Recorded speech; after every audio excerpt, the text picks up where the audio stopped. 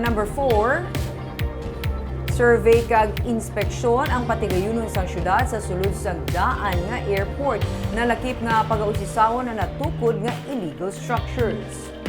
Ang pagtukod sang access road nga magaangot sang Barangay Tangub kag Barangay Singkang Airport kabahin sa mga plano ni Mayor Alvi Benitez kabangdanan nga ginaduso niya ang Joint Development Project upod sa SM Prime Holdings Incorporated nga amo ang nagbakal sa malapit 20 ka hektarya nga propiedad sa daan nga airport sang syudad. Sa nasakpan sang daan nga airport tuyo itukod ang sang syudad ang isa sa 4 ka mga access roads. Suno kay City Legal Officer Attorney Romeo Carlos Ting Jr. ang katapos ng City Engineer's Office natala na magpatigayon sang survey agud mapatod ang kadamuon sa mga informal settlers nga sarang man maapektuhan sa ginaplano nga construction sang access road. Magapatigayon man sila sang inspeksyon sa old airport tungod may mga ginaalegar illegal structures nga yara sa sulod sang daan nga airport.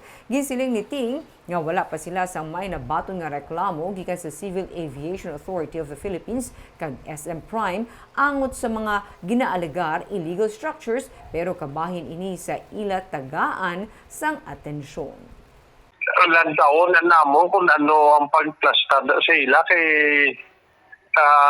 ang anay malagyan mo po way pagiko kung ano gina mag-specific kay way pa kami naka-survey. Kaya kung mag-survey mapa-inspection gina kay para kung amo na gusto ni Mayor by next month masugura na dahil.